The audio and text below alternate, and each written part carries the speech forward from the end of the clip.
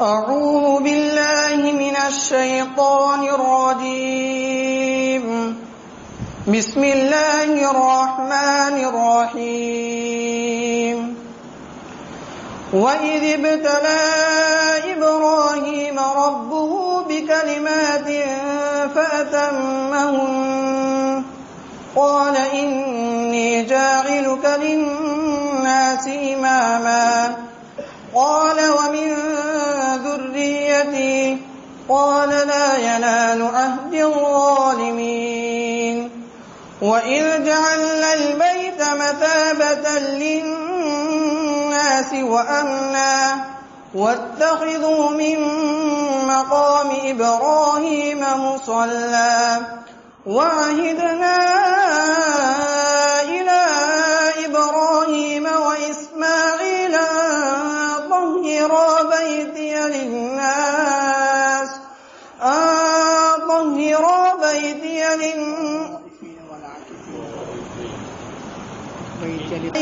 للطائفين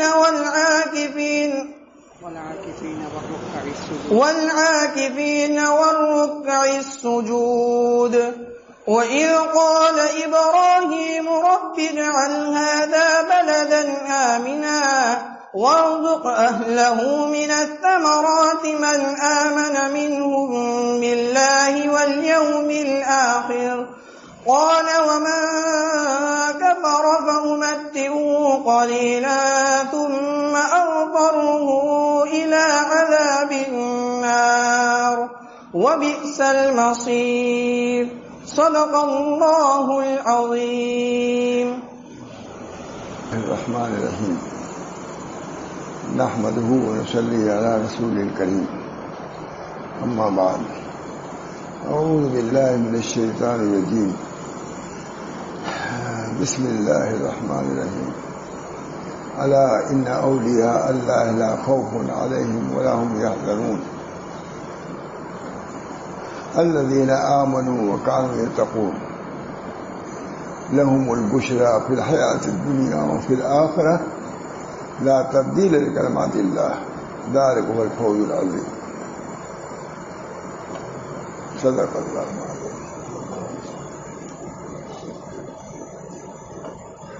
حضرت مولانا شاہ رسول اللہ صلی اللہ علیہ ہمارے شیخ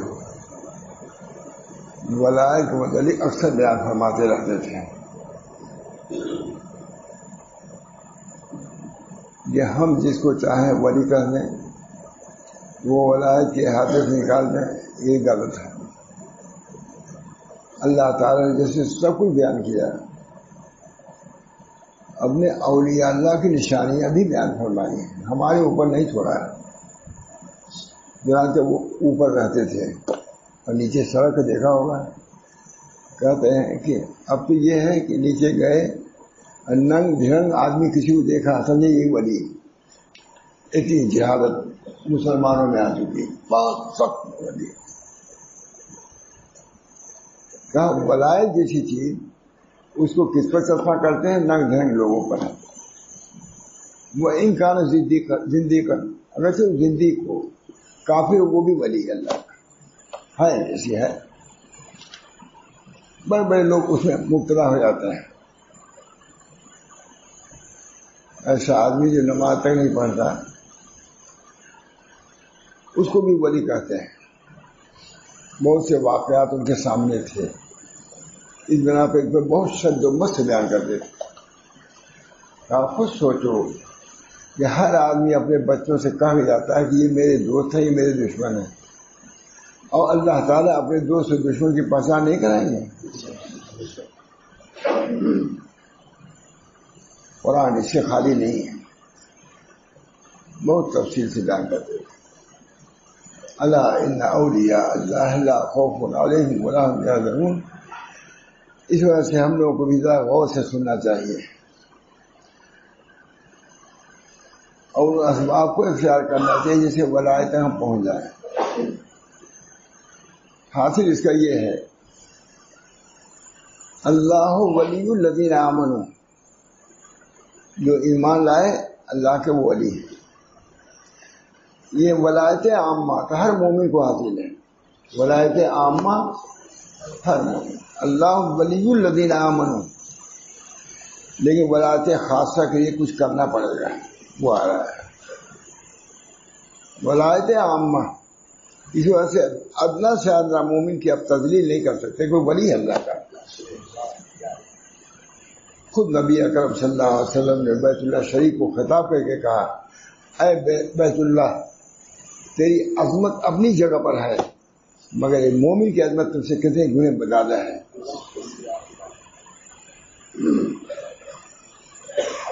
نبی اکرم صلی اللہ علیہ وسلم مسجد میں تشریف فرما تھے. ایک اعرابی آئے. اعرابی مانے دیہاتی ہوتے ہیں، زیادہ پڑھے لکھے بھی نہیں تھے. آئے نبی اکرم صلی اللہ علیہ وسلم کھسکنے لگے. حدیث موجود ہے مشکات وغیرہ میں. حضور صلی اللہ علیہ وسلم کھسکنے لگے. اس اعرابی نے کہا، یا رسول اللہ، مسجد میں بہت جگہ ہے، بیٹھ جائیں گے. فرمایا، کتنی بڑی بات کہ ایک مومن کے آنے سے اتنی بھی حرکت نہ پیدا ہو. یہ حرکت تمہارے ایمان کی وجہ سے ہے. مگر آج مولانا معاف کیجیے گا، خواص میں بھی یہ بات نہیں ہے.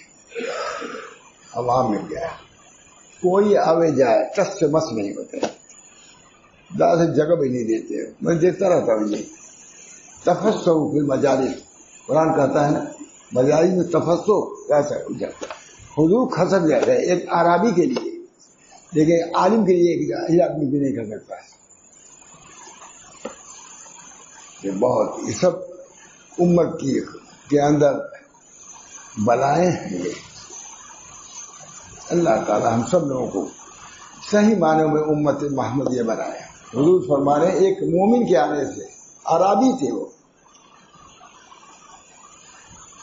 ابھی کتاب میں مولانا کہا کہ اگر فاسق مومن کا نور، ایمان کا نور اگر ظاہر کر دیا جائے تو سارے عرب منور ہو جاتا ہے. کل کہیں سنا دوں گا اس کو میں. اگر فاسق مومن کہ نور ایمان کو شائع کر دیا جائے تو سارا عالم منور ہو جائے گا. بالکل ایمان کا نور. وہی کا نفا سکم فاسق ہو تب بھی اس کا ایمان کا نور الگ ہے، صلاۃ کا نور الگ ہے، رکوع کا الگ ہے، وضو کا الگ ہے. ایک بزرگ آئے، تعلیم ایک بزرگ کے سب آئے، وہ ذکر شرع کرنے لگے. کچھ دیر کے بعد ان کو نور نظر آیا افق پر. تو انہوں نے جا کر، حضرت میں تو واصل ہو گیا، کیونکہ نور دیکھا میں نے. نور دیکھو ظاہر پیدا میں کہا لینا بیوقوف، وہ نور تمہارے وضو کا ہے. ابھی تم کو کہا نہیں، سخت مستی فل مستی بولے بلتن پا رہے راحت بتا بھی رہا. وہ نور تمہارے وضو کا ہے. معلوم کہ وضو کا نور الگ اور نماز کا الگ، زکوٰۃ کا الگ. ہمارے وہاں محمد احمد صاحب بہت کہتے تھے مومن کی صبح اور قسم کی اور شام اور قسم کی. صبح کی اور ہوتی ہے کیفیت اور شام کی اور. افطار کی اور ہے اور سحری کی اور ہے. علماء لکھتے ہیں سحری کی بھی ایک خاص برکت نورانیت ہوتی ہے سحری. اس وجہ سے اللہ نے کہا کھاؤ پیو ہو. دیر ہو جائے تب کہ وقت سے باہر نہ ہو جائے، لیکن یہ کہ آدمی تک کھا سکتے ہو. جلدی کر دیا نہیں، کہیں مانا نے کہہ دیا کہ فجر کو تک کھایا کرو. بڑی اشکال ہوتے ہیں، سب سمجھ مجھ کے کھانا چاہیے. افطار کا نور الگ ہے، خاص اللہ تعالیٰ کی اطاعت اور فرمانبرداری اور ابدیت کا مظاہرہ افطار کے وقت ہوتا ہے. سب کچھ موجود ہے، پیاس بھی ہے، بھوک بھی ہے، لیکن نہیں، اللہ کا حکم نہیں ہے. کتنا آپ کہیں مولوی یہ کہے کچھ کہے نہیں مل گئے. ہمارے محمد احمد صاحب کا عجیب حال تھا. بتایا تھے کہ بیٹھے رہتے تھے، حضرت اذان ہو رہی ہے. کہا جب مولانا قمر صاحب کے مسجد کے اذان سنائی تب کرنا افطار. نور ہے، مومن کا نور اصل تو یہ نور ہے. ینظر بنور اللہ، اللہ کے نور سے دیکھتا ہے، مومن اللہ کے نور سے دیکھتا ہے۔ اللہ تعالیٰ ہم کو نور ایمان سے برسا فرمائے، نور ایمان۔ ایک بزرگ سے ان کا انتقال ہوا، رات میں دیکھتے تھے کوئی آدمی نور نظر آتا تھا، روشنی اور کچھ ذکر وغیرہ کی آواز۔ جا کے کسی عارف سے پوچھا، کہا ان کے نور ایمان نور طاعت کا اثر اب بھی اس کمرے کے اندر موجود ہے، کہتے وہ فرق پڑ گیا۔ بہرحال دوستو، الا ان اولیاء اللہ،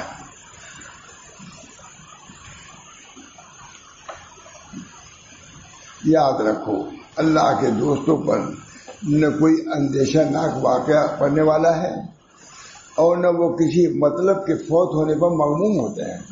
ان کا حال یہی ہے، اس طرح بھی کیفیت ہو جائے کبھی، لیکن اصل یہی ہے کہ جو چیز فوت ہوئی نہیں ملا، اللہ کا مسئلہ۔ ایک بزرگ کے ہاں لال مل گیا تھا، لال بہت قیمتی ہوتا ہے نا، لال جواہر۔ تو جب آیا دیکھا الحمدللہ جواہر لال، کہا الحمدللہ، معلوم ہے ٹوٹ گیا یا فوت ہو گیا، چوری ہو گیا، کہا الحمدللہ۔ انہوں نے کہا حضرت جب وہ ملا تب بھی الحمدللہ، اور جب فوت ہو گیا گم ہو گیا تب بھی الحمدللہ۔ کہا دیکھو میاں، جب وہ لال ملا تھا بہت قیمتی، میرے دل پر کوئی اثر نہیں ہوا، اللہ کی نعمت ہے، لیکن اس کی وجہ سے دل پہ خوشی میں جھوم جائے یہ نہیں۔ تو میں نے کہا الحمدللہ کہ اس لال کا محبت کا اثر غالب نہیں آیا میرے اوپر۔ پھر معلوم ہے گم ہو گیا تب بھی کہا الحمدللہ۔ کہ کہا حضرت سمجھ میں نہیں آتی، سب سنا ہوا ہے، کہا الحمدللہ، گم ہو گیا تب بھی کہا الحمدللہ۔ میں نے کہا حضرت جب ملا تب بھی الحمدللہ، اور جب فوت ہو گیا تب بھی الحمدللہ۔ کہا اس وقت جب ملا تھا تب بھی میرے اندر کبر نہیں آیا تھا، اور جب گم ہو گیا تو حضور نہیں آیا، اللہ کی چیز سے لے لیا۔ تو میں نے دیکھا اپنی کیفیت کہ ملنے پر بھی حد سے تجاوز نہیں کیا، اور گم ہونے پر بھی حضور میں تجاوز نہیں کیا۔ الحمدللہ، مومن تو اپنے حال میں ہے، کہیں اس کو صبر کرنا ہے، کہیں شکر کرنا ہے۔ مل گئی کوئی چیز شکر کیا۔ عظم لامر المومن، مومن کا عجیب حال ہے، اذا اصابته السرا شکر، جب اس کو کوئی اچھی چیز ملتی ہے خوشی کی تو شکر ادا کرتا ہے، اور جو کوئی چیز فوت ہو گئی، مصیبت آ گئی تو صبر کرتا ہے۔ تو شکر اور صبر ہی تو سب بنیادی چیز ہے، اس طریق کی بنیاد صبر اور شکر ہی پر ہے۔ یہ دونوں چیزیں حاصل ہوئی تو دونوں میں الحمدللہ کا، خالی شکر کرو اور کوئی مصیبت آ جائے تو مبالغہ کرو، تب یہ نہیں ہے، کمال نہیں ہے، کمال دونوں میں ہے، صبر اور شکر۔ بہرحال مومن تو اللہ کے احکام کے تابع ہے، تبعیت ابدیت سے کاملہ مومن کامل رکھتا ہے۔ عبادت تو وہ عمل ہے جس سے اللہ راضی ہو جائے، عبادت اس کو کہتے ہیں۔ ابدیت یہ ہے کہ جسے بندہ راضی ہو جائے گا، جو کچھ آئے اس کو قبول کر لے، یہ ابدیت ہے۔ بندے کا عمل کرنا اللہ کے رضا کے لیے یہ کیا ہے؟ عبادت ہے۔ اور اللہ کی طرف سے کوئی مصیبت آئی اور بندہ راضی ہے، یہ ابدیت ہے۔ ابدیت کا مقام عبادت سے بڑھا ہوا ہے۔ قیامت میں ابدیت تو رہے گی، عبادت نہیں رہے گی۔ عبادت کا تعلق صرف اس جہان سے ہے۔ ابدیت کیا محمد صلی اللہ علیہ وسلم ابدیت نکل جائیں گے؟ بندہ عبد ہے، الہ نہیں ہوگا کوئی۔ اس بنا پر دوستو اللہ تعالیٰ اپنے فضل و کرم سے ہم لوگوں کو صحیح راستے پر، کوئی مشکل نہیں ہے، اللہ تعالیٰ ہم سب لوگوں کو صحیح راستے پہ چلا دے۔ دین صبر ہے اور شکر ہے، یہ سب نعمتیں اب بھی موجود ہیں۔ عجب لامر المومن، مومن کے لیے عجیب، اذا اصابته سرا، جب خوشی کی چیز کوئی پہنچتی ہے تو اللہ کا شکر ادا کرتا ہے، اور جب مصیبت آتی ہے صبر کرتا ہے، ایک گھونٹ پانی پیتا ہے شکر ادا کرتا ہے۔ الحمدللہ الذی جعلہ عذبا فراتا برحمتہ ولم یجعلہ منہا اجاجا بذنوبنا۔ حضرت مابراہیم صاحب تشریف لائے، بابا محمد احمد صاحب کے ہیں، کیا حضرت مولانا محمد یوسف صاحب بنوری نے ہم کو پانی پینے کے بعد ایک دعا سکھائی ہے، کیا ہے دعا بھائی؟ یہی دعا الحمدللہ الذی جعلہ عذبا فراتا برحمتہ ولم یجعلہ منہا۔ یہ شکر ہوا نہیں، لیکن اتفاق ایسا ملتا کہ ماٹھی والے مدرسے میں اس کے ہال پہ یہ دعا لکھی ہوئی، مجھ کو یاد تھی۔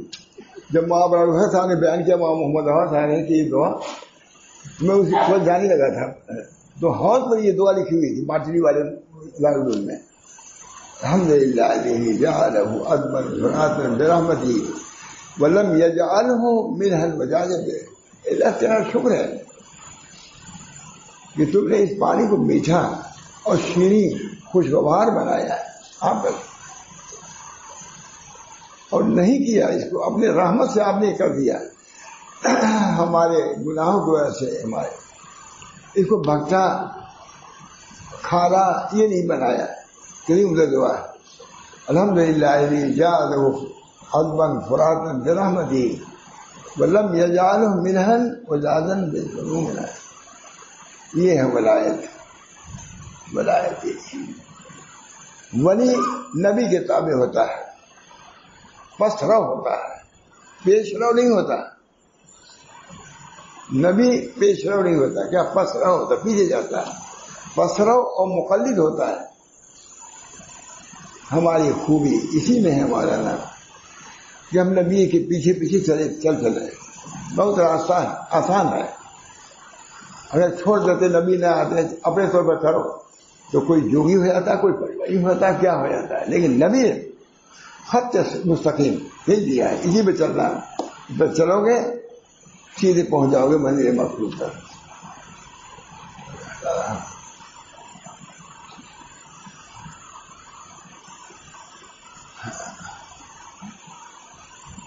بولا جائے گا نہیں۔ یاد رکھو جو اللہ کے دوست ہیں ان کو نہ کوئی خوف ہوگا نہ وہ غمگین ہوں گے۔ یہ وہ لوگ ہیں جو ایمان لائے اور تقوی اختیار کیے ہوئے، یہ ولی ہے جو ایمان لائے اور تقوی، اسی تقوی کے حصول کے لیے رمضان کا روزہ ہے تاکہ ولی ہو جائے۔ ہم لوگ ولی ہونے کے لیے رمضان ہے، ذالکم تتقون ہے کہ نہیں؟ روزے کی بنیادی، روزے کی فرضیت کا سبب ہی تقوی کا حصول ہے۔ تو ولایت کا ایک دوسرے کو حاصل کرنا ہے۔ تقوی میں ذرا کمی رہتی ہے ہم لوگوں کے اندر، ذرا بہت ایمان تو رکھے ہوتے ہیں، تقوی میں ذرا تب ولی ہوگا، اس سے بغیر نہیں ہوگا۔ گما کرو اللہ اولیاء۔ یاد رکھو جو اللہ کے دوست ہیں ان کو کوئی خوف ہوگا نہ وہ غمگین۔ یہ وہ لوگ ہیں جو ایمان لائے اور تقوی اختیار کیے ہوئے ہیں، ان کے لیے خوشخبری ہے دنیوی زندگی میں بھی اور آخرت میں بھی خوشخبری، بشارت ہے۔ اللہ کی باتوں میں کوئی تبدیلی نہیں ہوتی، یہی زبردست کامیابی ہے۔ نہ ولایت کے عمل میں کوئی تبدیلی آئے گی، نہ ولایت کے جزا میں کوئی تبدیلی آئے گی۔ ولی کا عمل یہ ہے، اس کی جزا کیا ہے؟ بشرا ہے دنیا آخرت میں۔ آگے بشرا۔ یاد رکھو کہ اللہ کے دوستوں پر نہ کوئی اندیشہ ناک واقعہ پڑنے والا ہے اور وہ کسی مطلب کے فوت ہونے پر مغموم ہوتے ہیں، یعنی اللہ تعالیٰ ان کو خوفناک اور غمناک حوادث سے بچاتا ہے، اور وہ اللہ کے دوست وہ ہیں جو ایمان لائے اور معاصی سے پرہیز رکھتے ہیں۔ یعنی ایمان اور تقوی سے اللہ کا قرب نصیب ہوتا ہے، اور خوف و حذر سے ان کی محفوظیت رہنے کی وجہ ہے۔ خوف بھی کرتے ہیں تو اللہ محفوظ بھی رکھتا ہے، کہ ان کے لیے دنیوی زندگی میں بھی اور آخرت میں بھی من جانب اللہ خوف و حذر سے بچنے کی خوشخبری ہے۔ اللہ تعالیٰ کی باتوں میں یعنی وعدوں میں کچھ فرق نہیں ہوا کرتا، پر جب بشارت میں ان سے وعدہ کیا گیا، جب بشارت میں اور وعدہ ہمیشہ صحیح ہوتا ہے، اس لیے عدم خوف اور عدم حزن لازم ہے برائت کے لیے، عدم خوف اور عدم حزن، غمگین بھی نہیں ہوں گے۔ اب اس کی بہت تشریح کیا ہے، تھوڑا سا سنا رہتا ہوں۔ پہلی بات یہ ہے کہ اولیاء اللہ پر خوف و غم نہیں ہوتا، ابھی اشکال ہوتا ہے، انبیاء بھی غم میں اور خوف میں مبتلا ہوئے ہیں، اولیاء بھی ہیں، کہ اس آیت کا کیا مفہوم ہے، ابھی کو لکھ رہے ہیں۔ پہلے یعنی پہلی بات کہ اولیاء اللہ پر خوف و غم نہیں ہوتا، اس سے بھی مراد، اس سے یہ مراد ہو سکتا ہے کہ آخرت میں حساب کتاب کے بعد جب ان کے مقام جنت میں داخل ہو جائیں گے تب ان کو خوف و غم نہیں ہوگا، دنیا میں نہیں بلکہ آخرت میں جب حساب کتاب ہو گیا اب وہاں کیا خوف ہے۔ وَلَكُمْ فِيهَا مَا تَشْتَهِي أَنفُسُكُمْ وَلَكُمْ فِيهَا مَا تَدَّعُونَ نُزُلًا مِّن غَفُورٍ، وہاں کیا ہے؟ وَلَكُمْ فِيهَا مَا تَشْتَهِي، تمہاری جو انفس چاہیں گے وہی ملے گا،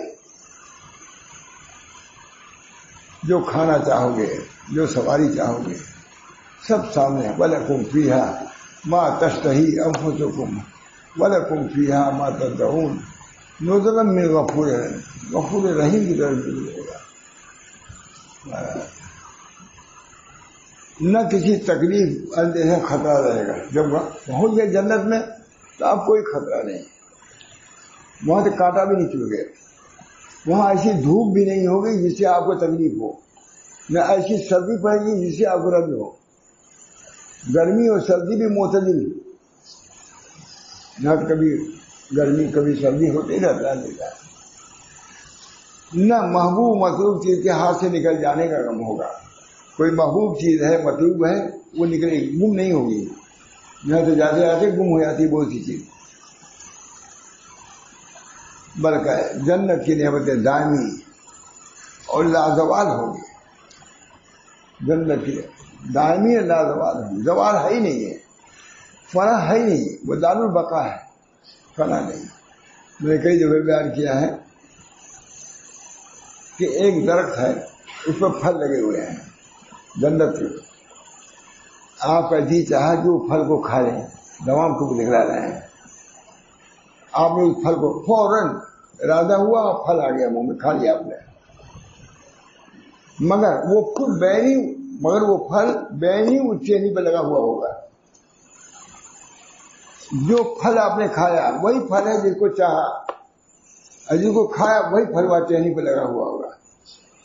میں نے فرانس میں بیان کیا تھا، میں نے کہا دارالفنا کے لوگ اس کو سمجھ بھی نہیں سکتے، تم کیا سمجھو چاول وہ بنا لو، کتنا اونچا بنا ہو، چاول اور چیز ہے، وہ جو بنانے والا تھا وہ بھی ایسے بیٹھا ہوا تھا مردہ، کسی سورج ماں سے زندہ ہے، یہ وہ چاول جو بنانے والا تھا میں نے دیکھا یہی بنا ہے، 50 آدمی تھا، کوئی تھا نہیں، مرا ہوا تھا، نہیں یہ تو تصویر سے بنانے ماہر ہے۔ میں نے کہا کہتا ہوں کر جائے سب کر جائے، یہ نہیں ملے گا کہ جس چیز کو چاہا وہی کھایا، جو کھایا وہی چہنی پہ لگا ہوا رہا، کیونکہ اگر چہنی سے ایک سیکنڈ کے لیے بھی جدائی ہو تو بقا کے خلاف ہوگا، لا مقطوعۃ ولا ممنوع، نہ مقطوع ہوگا نہ ممنوع ہوں گے پھل۔ دوستو وہاں کے پھلوں کی یہی حال ہے، کوئی چیز پھلا، چہرے پر ہزاروں چہرہ آ جائے گا سر، لیکن کوئی چہرہ ایسا نہیں ہوگا کہ کسی دوسرے چہرے سے چھپ جائے، سب ظاہر، لاکھوں چہرے ہوں گے، کیونکہ زوال وہاں نہیں ہے۔ یہاں تو ایک ہی سو عورت لگا دیں، مرد لگا دیں، دوسرا لگا چھپ جائے گا نہیں، لیکن وہاں کا جتنی ہی لگاؤ اتنی اس کا نور بڑھتا جائے گا، اور دونوں میں ہزاروں میں امتیاز باقی رہے گا۔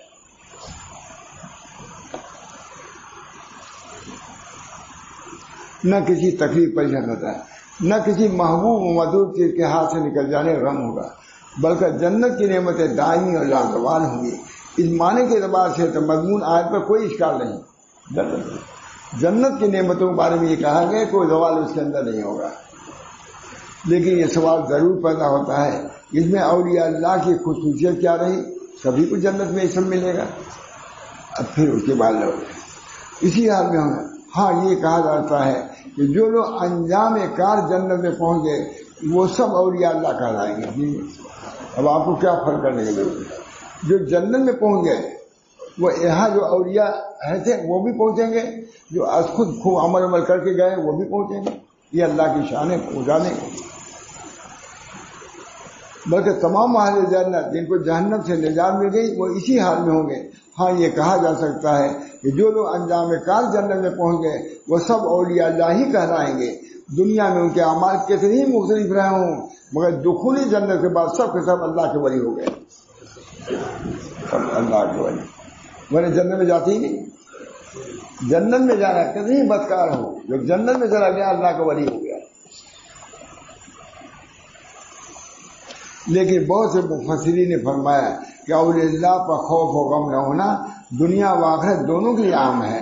اور اولیاء اللہ کی خصوصیت یہی ہے کہ دنیا میں بھی وہ خوف و غم سے محفوظ ہیں اور آخرت میں بھی ان پر خوف و غم نہیں ہوتا. تو سبھی جانتے ہیں ان میں سب اہل جنت داخل ہیں, مگر ان پر حالات واقعات کے اعتبار سے اشکال ہے. دنیا میں تو یہ بات مشاہدے خلاف ہے کیونکہ اولیاء اللہ تو کیا انبیاء بھی دنیا کے غم میں مبتلا کیے گئے محفوظ نہیں ہیں, بلکہ ان کا دخول خوف و خشیت اوروں سے زیادہ ہی ہوتا ہے. جیسا کہ قرآن کریم ہے انما یخشی اللہ من عبادہ العلماء, یہ اللہ تعالیٰ سے پوری طرح علماء ہی ڈرتے ہیں. اور دوسری جگہ میں اولیاء اللہ ہی کا ایک حال ہے والذین هم من عذاب جہنم مشفقون,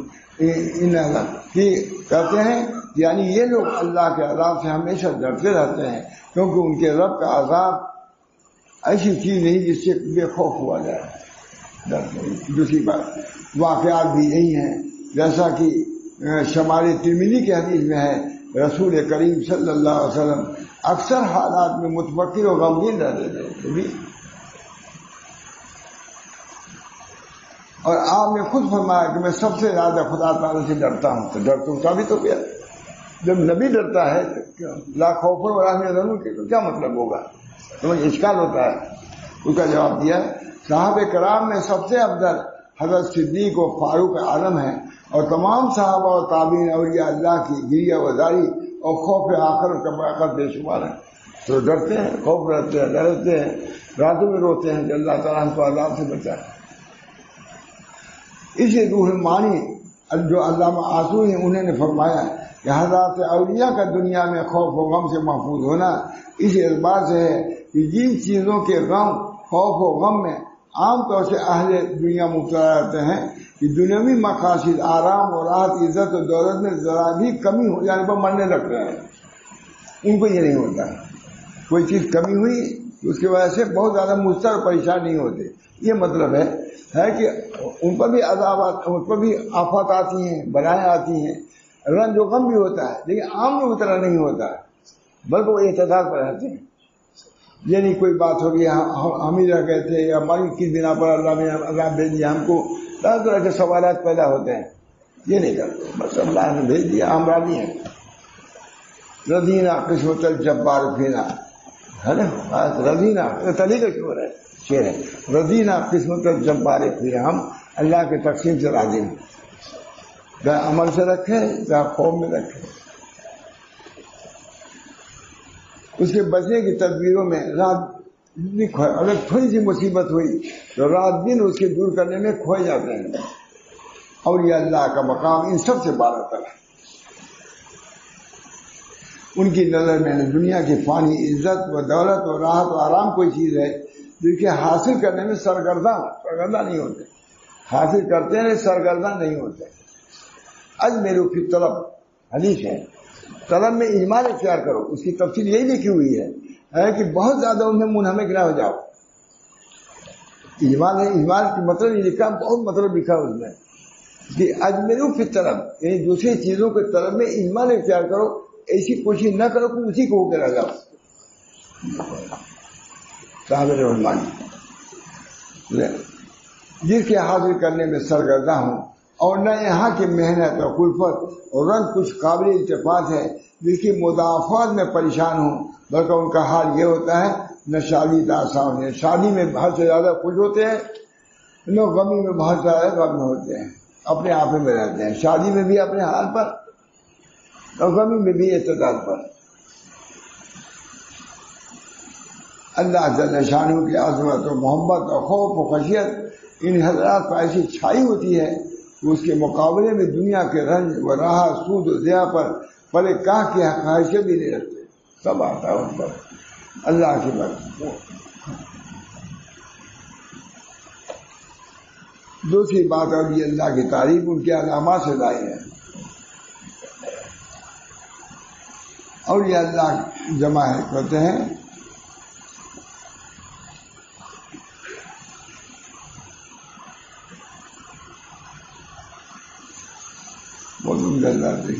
دوسری بات اولیاء اللہ کی تعریف ہے، ان کی علامات سے متعلق ہے۔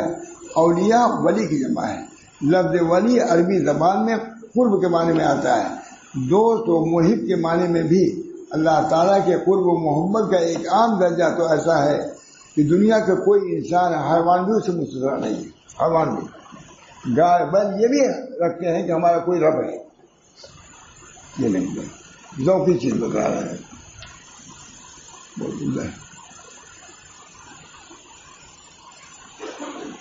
اس سے دنیا کا کوئی انسان حیوان بلکہ کوئی چیز بھی مستثنا نہیں ہے۔ اگر یہ قرب نہ ہو تو سارے عالم میں کسی کوئی چیز وجود میں نہیں آ سکتی۔ اللہ کے قرب ہی کو ایسے وجود میں جو چیز آتی ہے وجود میں، اگر خدا نہ چاہتا تعلق اس سے نہ ہوتا تو وجود میں آتی ہی چیز۔ کہتے ہیں سارے کوئی چیز وجود ہی میں نہیں آتی، تمام عالم کے وجود کی اصل علت وہی خاص ہے اللہ تعالیٰ سے۔ جتنی چیزیں ہیں چاہے سانپ ہو، بچھو ہو، کچھ بھی ہو، سب کا تعلق اللہ سے ہے، اور اس کو حق تعالیٰ شانہ سے حاصل ہے۔ وہ اس رب کی حقیقت کو نہ کسی نے سمجھا اور نہ سمجھ سکتا ہے۔ کیسا قرب ہے، کیسا تعلق ہے، یہ نہیں سمجھ رہا، اتنا سمجھو کہ ہے سب کا تعلق، مگر ایک بے قید رابطہ ہونا یقینی ہے۔ ہر شخص کا خدا سے ایک رب بے قید، اس کی کیفیت نہیں بتا سکتا وہ، لیکن ہے رب۔ مٹھی شبیدہ دکھ رہے نہیں، بہت اہمیت سے دکھ رہے ہیں، مگر لفظ اولیاء اللہ میں یہ درجہ ولایت کا مراد نہیں ہے، بلکہ ولایت محمد اور قرب محمد۔ جن لوگوں کو یہ قرب حاصل ہو وہ اولیاء اللہ کہتے ہیں۔ اتنا قرب یہ ولایت اولیاء اللہ نہیں کہا ہے، بلکہ خاص قرب اور خاص محبت اللہ تعالیٰ سے ہو جائے تو یہ سمجھ جاتا ہے اولیاء اللہ ہم کو کہا جاتا ہے۔ جیسا کہ ایک حدیث قدسی میں ہے، اللہ تعالیٰ کا ارشاد ہے کہ میرا بندہ نفل عبادات کے ذریعے میرا قرب حاصل کرتا رہتا ہے، یہاں تک کہ میں بھی اس سے محبت کرنے لگتا ہوں، اور جب میں اس سے محبت کرتا ہوں پھر میں ہی اس کے کان بن جاتا ہوں، اور جو کچھ سنتا ہے میرے ذریعے سنتا ہے، میں ہی اس کی آنکھ بن جاتا ہوں، اور جو کچھ دیکھتا ہے مجھ سے دیکھتا ہے، میں ہی اس کے ساتھ پاؤں، اس کا ہاتھ پاؤں بن جاتا ہوں، جو کچھ کرتا ہے مجھ سے کرتا ہے۔ مطلب اس کا یہ ہے کہ اس کی کوئی حرکت اور سکون اور کوئی کام میری رضا کا خراب نہیں ہوتا۔ اس درجے پہ جب پہنچ جاتا ہے تو اس کو یہ مقام اس کو حاصل ہوتا ہے۔ ان ولایت خاص اب تھوڑا سا ہے، اور اس ولایت خاصہ کے یہ ولایت خاصہ ہے، اور اس ولایت خاصہ کے درجات بے شمار ہیں۔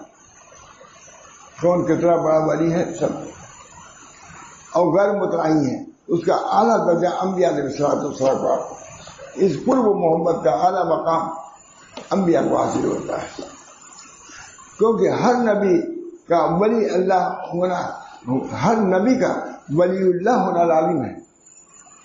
اللہ کا ولی ہے اس بنا پر بنایا گیا ہے۔